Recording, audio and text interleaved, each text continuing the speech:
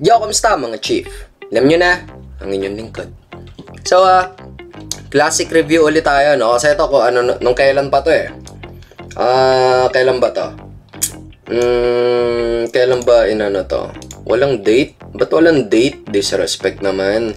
Pero alam ko, last 2 years ago na yata to. Tamang-tama by Andrew E. Yan. So, kasi naisipan ko na i-review to kasi total na-review natin si 4D. Ba't di natin review yung AirPods, diba? So, simulan natin to. So, yung iba sa inyo alam na tong kanta na to, no? Medyo mahaba siya, 8 minutes and 20 seconds. So, parang all-star mag-isa, no? So, let's go. Kas natin onte. Hey. Gantong-ganto rin yung intro ni 4D kahapon, no? This is Andrew E. What we gonna do now? Nagawa na lahat sa rap, di ba?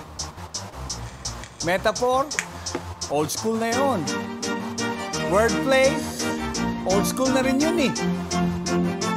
Multi, tagal lang ginagawa yun. Eh yung speed rap, 1991 pa meron na. Eh ano pa gagawin? Ano pa natitira? Oo nga naman. Ang gusto niya, payabangan na lang. Payabangan na lang. Pwede natin gawin eh, di ba? Yeah. So, yun nga, no? So, speed rap, metaphor, multi, lahat. Kasi yan, elements yan eh. Kumbaga, hindi mo masasabing purong rap kung hindi mo nilagyan ng ganun yung verses mo, diba?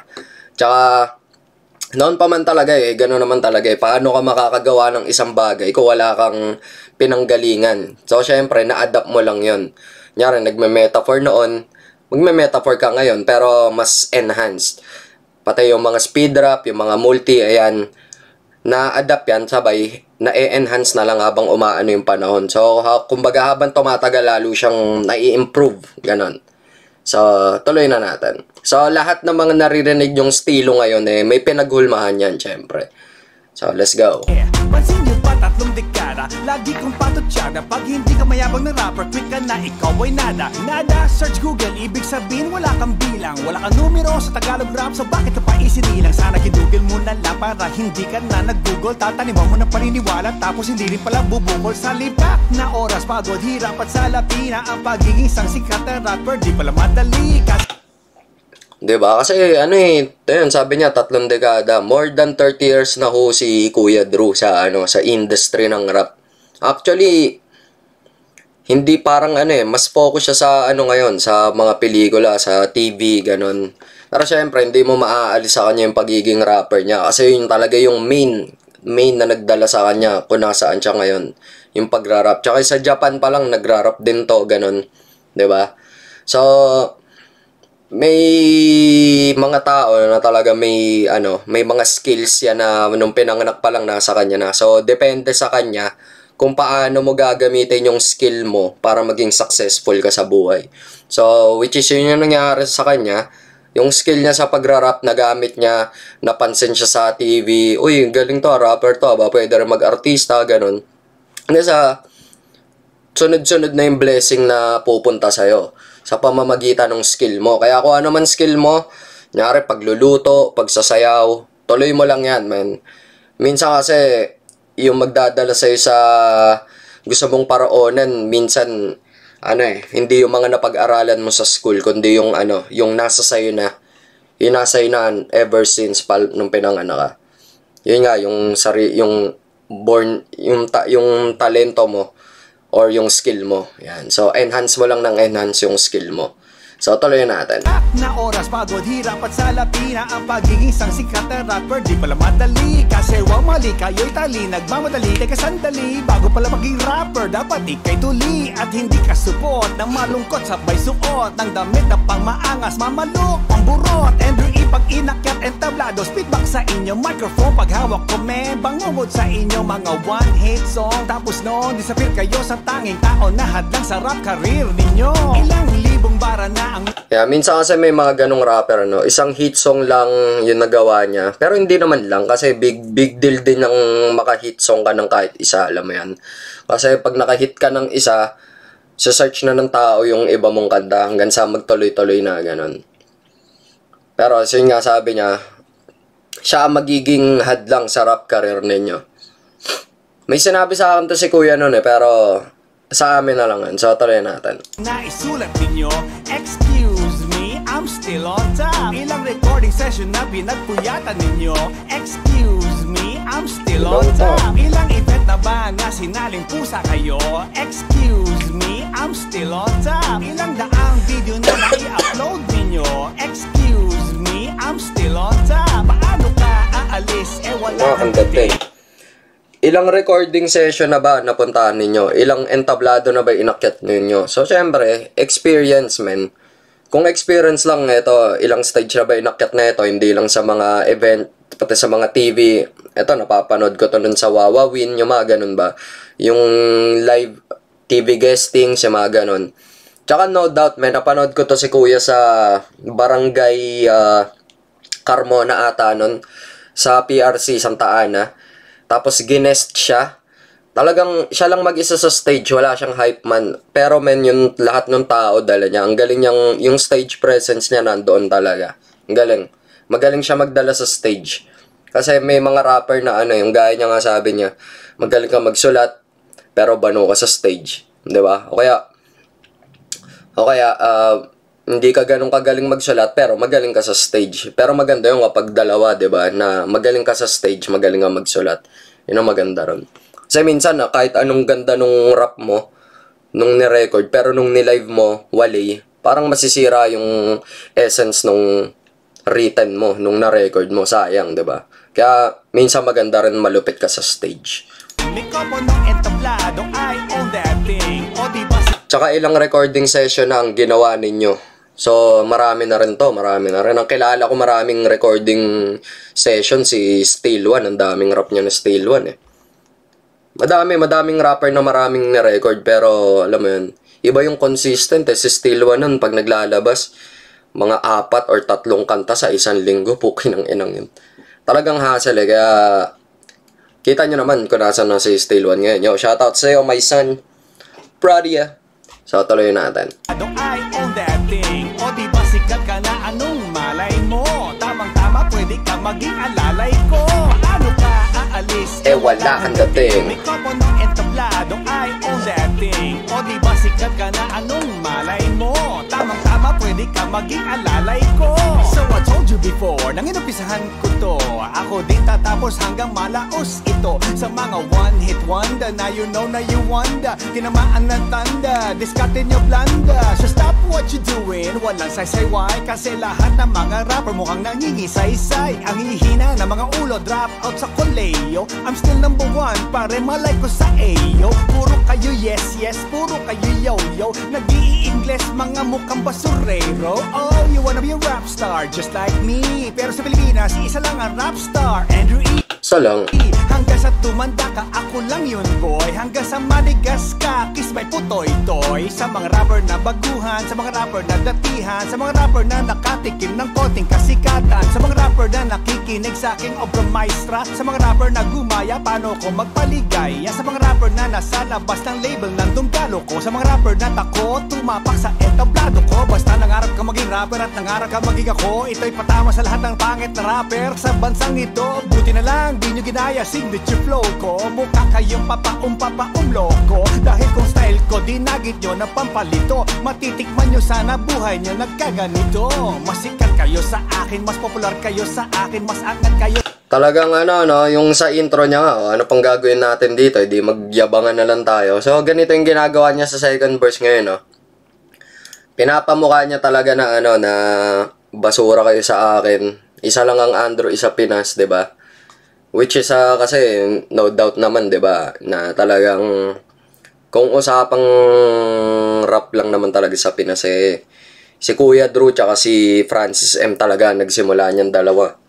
'Di ba? Silang dalawa hanggang sa yung mga kabataan noon nahilig sa pagra-rap hanggang sa nadala nila sa pagtanda nila, 'di ba? Kaya lahat ng tao respeto kay Andrew E at kay Francis M, lahat ng mga rapper ngayon respeto kasi syempre, 'di ba? Kung wala yung dalawa, wala tayong ganito ngayon, mga ganitong music, tapos yun na-enhance na nga, 'di ba? Kung ano ng mga na-inventong rap ngayon, 'di ba? Which is nagiging entertainment natin. Kaya wala ka talagang may isusumbat sa dalawang 'to . kay Kuya Drew tsaka kay Francis M. Talagang mga roots, mga roots. So, tsaka sabi niya rito, kung ginaya mo ako, di sana ganito ka na rin ngayon. So, alam niyo naman sigurong buhay Android, di ba? Ito nga itong picture na to, mga chief, itong nakikita nyo rito, saan ko ba lalagay? Siguro dito. Ito masuot niya na kinalculate na parang nasa million lahat-lahat yan eh. Ito lang relo na to eh. Million na yun eh. So, tuloy na natin. Nakita ko lang yung post na yun eh. So, tuloy natin. Flow ko, mukha kayong loko. Dahil kung style ko, dinagit nyo na pampalito. Matitikman nyo sana buhay nyo nagkaganito. Masikat kayo sa akin, mas popular kayo sa akin, mas angat kayo sa akin, mas mayaman kayo sa akin, mas magaling kayo sa akin, mas kilala kayo sa akin, mas tatagal ang rap career nyo kesa sa akin, mas tanyag kayo sa akin, mas higit kayo sa akin, mas kayo ang pinagkakaguluhan kesa sa akin, mas gamol kayo sa akin, mas pogi kayo sa akin, mas maraming babae na tira nyo kesa sa akin. Buti na lang gulantang at mukhang nilantang, gulay na inasinan sabay kulo sa binantang, kinakantang K-pop pinag-rap ninyo. Wow, puro K-pop, K-papangit nyo. Ang tanging reason kung bakit na ako nagtitiktok, dahil dumami na mga rapper na sira tuktok. Ilang libong bara na ang naisulat. So, lahat ng mga sinabi niya rito, no? Ito, mas mayaman kayo sa akin, mas gamol kayo sa akin, mas kayo ang pinagkakaguluhan kaysa sa akin. So, parang no, sarcastic siya. Sarcastic siya kasi sa lahat nga nung mga binanggit niya, siya yung siya yun. So, yung sinasabi niya mas, hindi, kabaliktaran yun. Siya yung mas. Ganun. So, tuloy natin. I'm still on top. I'm still on top. Ilang recording session na pinagpuyatan ninyo. Excuse me, I'm still on top. Ilang event na ba na sinaling pusa kayo? Excuse me, I'm still on top. Nakaka-bad trip yun, no? Kunyari may event, sabay nandun ka, sabay hindi ka masyado, hindi ka masyadong pinapansin ng mga tao, ng organizer, diba? Pero syempre, kapag ka ikaw yung main event, ito, gaya na ito, ni Kuya Drew, diba? Talagang ikaw yung priority, pati ng mga tao, yung tatawagin pa lang yung pangalan mo, Andrew, sigawan na yung mga tao, ganun. Tapos, on top of that, kung paano ka pa mag-perform sa stage. So, ayun nga, sa mga nakanood na kay Kuya ng live, men, alam niyo yung sinasabi ko, ang galing niya magdala ng yung, ba yun, yung dati nagbabato siya ng yung sun visor ng Donggalo. Tapos sumisigaw lang siya, o sino maingay dito? O sino pinaka-time? Basta napapaingay yung mga tao kahit anong gawin niya. So, yung presence talaga sa entablado, kumbaga, na-master niya. May masteral degree siya ron. Kumbaga, pag nasa entablado siya, hindi na siya yung Andrew na artista eh. Siya na yung Andrew na rapper.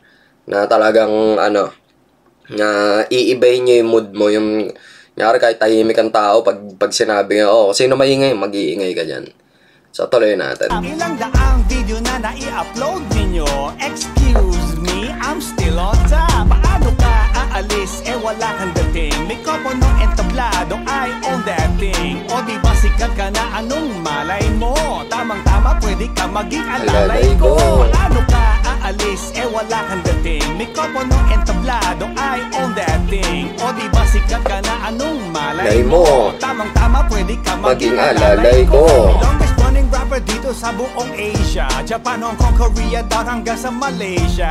Sikat ka na niya, what's your name again? I hope hindi ka sabog, spell my name, my friend.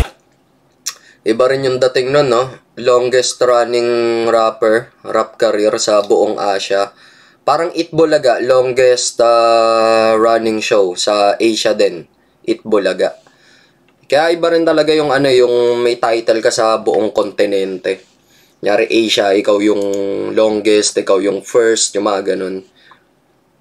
Iba rin talaga yung may sarili kang title na ikaw pa lang nakakagawa.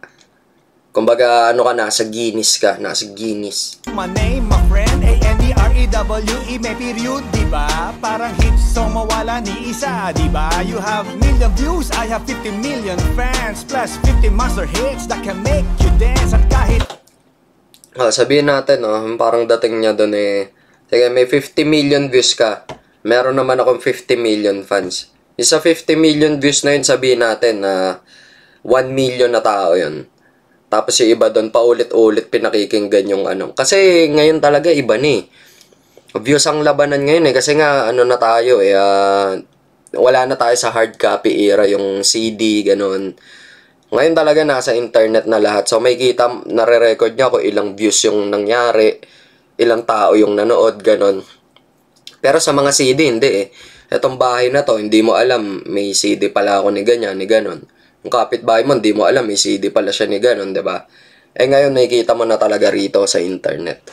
So, kaya yung iba ron, dumadami lang din kasi yan, yung iba sa sound trip. Sa sound trip po ulitin niya mamayang gabi, di 2 views na yan. Tapos pagka may inuman, diba, may mga kanta na pang inuman, ganon, papatugtog sila ba, nagiinuman, ganon. Hanggang sa ulit-ulit, hanggang sa nagpapatong-patong na yung views. Hanggang sa dumami ng dumami. Pero iba pa rin yung yung fans mo talaga legit na kunyari 50 million, 'di ba? Iba yung legit na 50 million fans sa 50 million views kasi ayun fans, ibig sabihin sa'yo talaga yon. So kahit anong gawin mo, nandun sila para sa'yo. Yung views, pag nagsawa na yung tao sa kanta, wala na. That's it. So, iba pa rin yung malaki talaga yung fanbase mo. Iba talaga yung magagawa nun. So, tuloyin natin.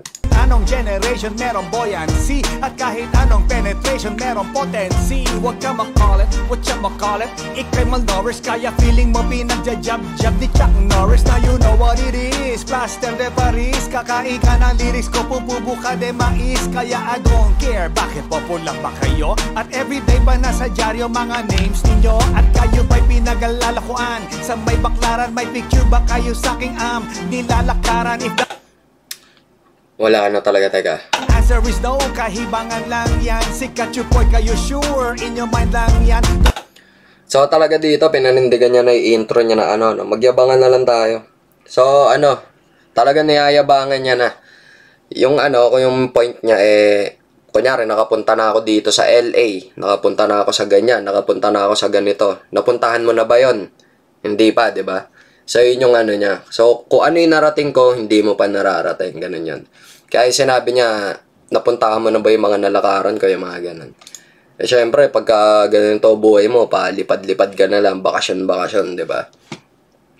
Yan ang life. So, tuloy natin. Picture ba kayo sa aking nilalakaran? If the answer is no, kahibangan lang yan. Sikat yung boy, kayo sure, in your mind lang yan. Tunaw ang ego mo sa akin, stuck is my ice cream. Itulog nyo na lang yung kids, have a nice dream. My advice to you, mga tutong na pussy come quick. Pinapangarap mong fame, ooh, get off my dick. Cause you all cheap rappers just making me sick. Then your girl, the emulator, just to touch my brick. Tandaan mo, pag sumikat ka, it means hinayaan kita. Pero pag dito ang sikat mo, huwag kang magtaka. Ibig sabihin, simple logic, hinad lang ang kita. Ramdam mo yan, pero di ko sa'yo papupuna. Quits lang yan sa mga inuugaling asal mo. Gusto mo maging ako, pues isalsal mo. Andrew E, lahat kayo, sa'kin natuto. Maang-maang kayong lahat kayo, sumuso sa...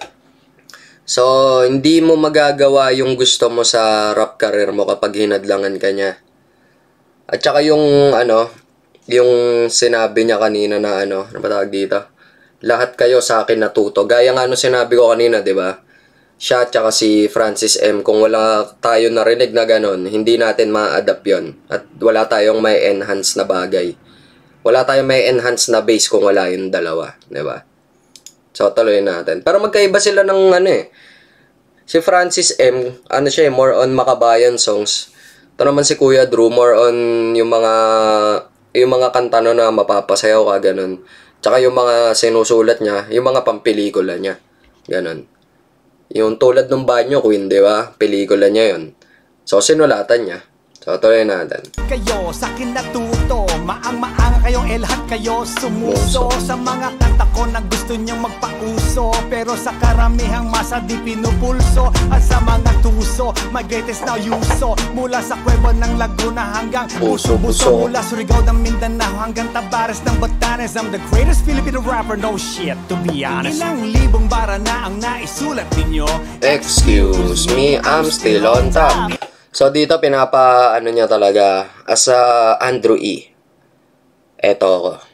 eto si Andrew E. Ganon. Yung kumbaga etong kanta na to, represent kung sino siya, ganon. Tsaka comparison kung ano ko, ano ka, ganon.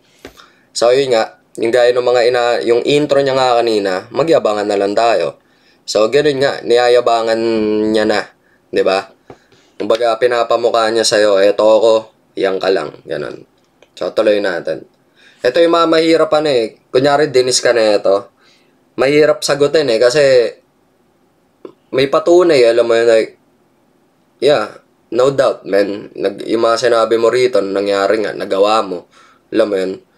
Kaya ito yung mga kanta na yung, kunyari ako yung dinidis na ito.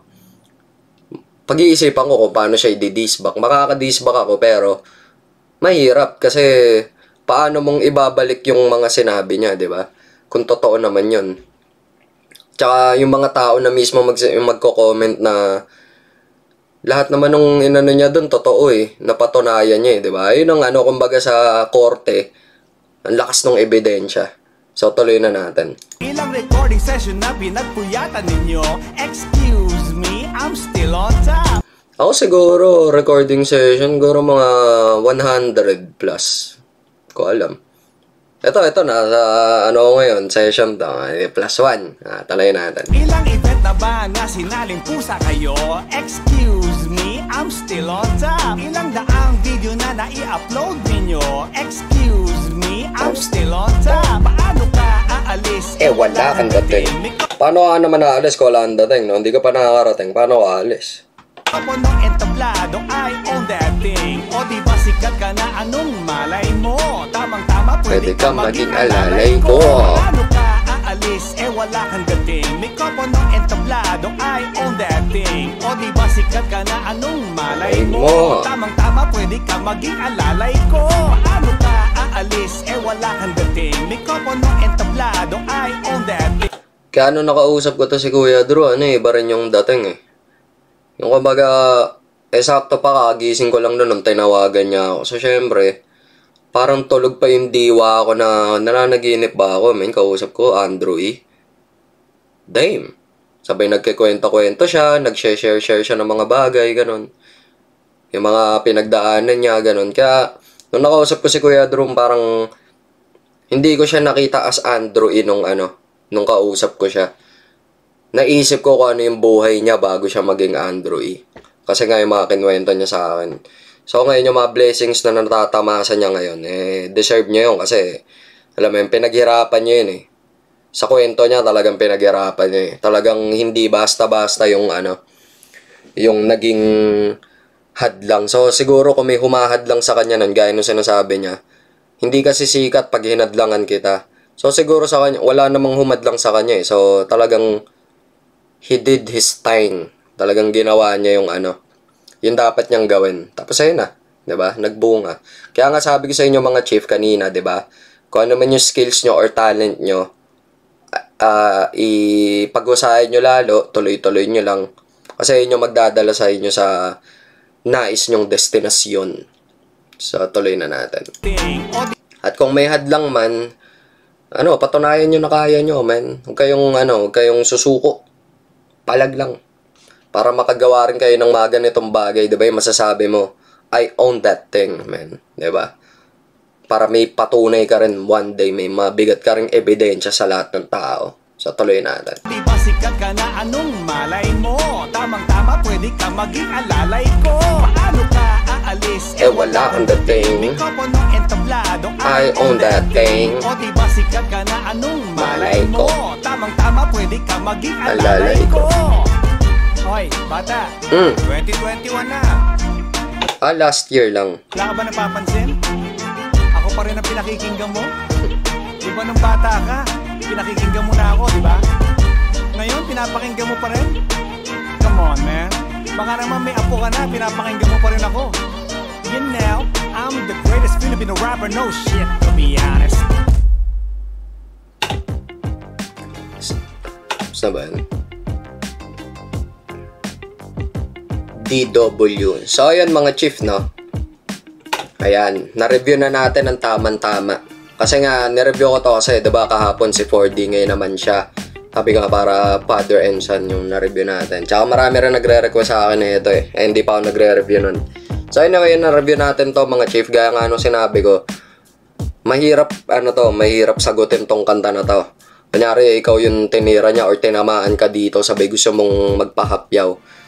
Mahirap siyang sagutin kasi mahirap kalabanin ng solidong ebidensya, di ba? Mahirap pag kumbaga kriminal ka, hindi mo na mapapatunayan na inosente ka kung may mabigat na ebidensya yung nagrereklamo, di ba? So anyway mga chief, ayan, narinig na natin, tamang-tama, 8:20 at tamang-tama rin yung intro niya dito. Ito. Ayan na pa, gagawin. Ano pa natitira? Ang gusto niya, payabangan na lang. Ayun, payabangan na lang, men. So, kumbaga pagdating sa payabangan, talagang dudurugin ka dito sa, kanta na to. Kasi, di ba, mahirap magyabang kung wala ka na maipagyayabang at walang ebidensya, men. Mahirap yun. Eto, lahat may ebidensya eh. Wala ka na magagawa ron. So, ayun, mga chief.